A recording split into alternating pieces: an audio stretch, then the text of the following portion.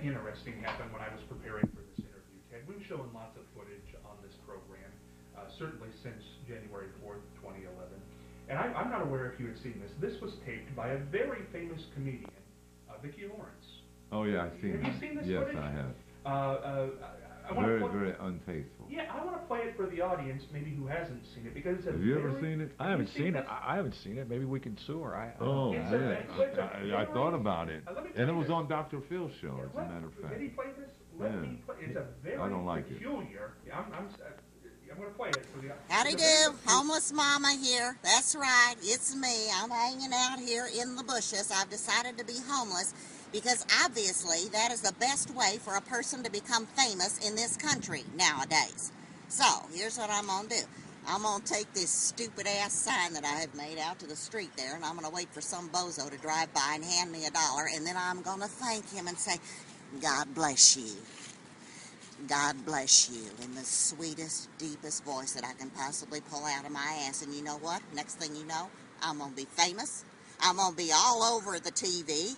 I'm going to have all kinds of people asking me to represent their products. People like, I don't know, Super Polygrip or Depends. I would be a perfect spokesperson for Depends.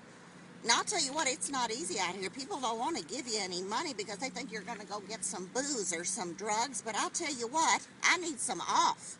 Mosquitoes out here, and they're spreading that West Nile virus. I hate them little bastards. They sneak up and suck the blood out of you. They're like lawyers with wings. And could somebody please tell me how a homeless man is the perfect spokesperson for Kraft macaroni and cheese? What, is he out here in the bushes boiling his pasta? I don't think so. First of all, you're supposed to eat the stuff, not freebase it. Hell, if he'd have been drinking milk and eating some cheese all these years, that bozo might have a few of his own teeth left. I'm surprised Garnier Fruit Teeth didn't get in touch with him, because, boy, that hairdo was sure something, wasn't it?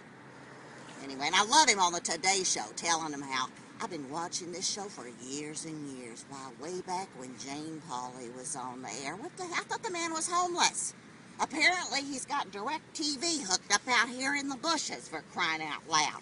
Anyway, the moral of the story is, children, you don't need to go to school. You don't need to study and get an internship and work your way up from the bottom and work hard to get to the top. No, just get your ass out there on the street. Next thing you know, you'll get to meet Kobe Bryant. I would like to meet Kobe Bryant.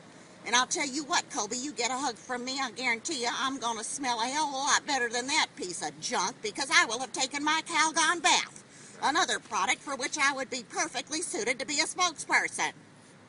Oh, kiss my ass!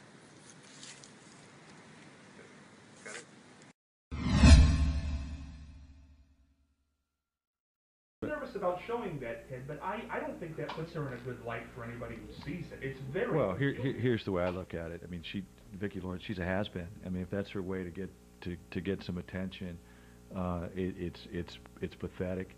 It's a real negative light on the homelessness and the entire issue. And I've never seen it, which might indicate that not a lot of people have seen it. But I think it's a reflection on her character.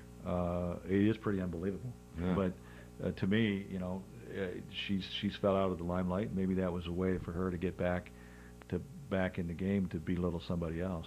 You know, it was interesting to me because, I mean, people have spoofed. Yeah. Oh yes, and I take every one of them in stride. I love them. But this scene, that was just personal. From a lady who at one point had, I mean, she's an Emmy winner. She's done some stuff that is counted. When you see that, I know it didn't make you very happy. No. What do you think when you see somebody who maybe you watched as a child doing something like that? Well, first of all, you know, she's as old as dirt. You know, I remember her back in World War II. You know, Vicki doesn't wear her underwear. No, I don't know. You know, Vicki Lawrence, I love her to death. You know, as far as her talent, her gifts, and the way her and Carol did the show well. And all, you know, and for what it's worth, I just thought it was just personal. And that for Dr. Phil to piggyback that on one of his segments, that was one of the reasons why I couldn't stand him in the beginning. So you said Dr. Phil, let me say he's a very caring person at all, but it took a lot, he took a lot to grow on me.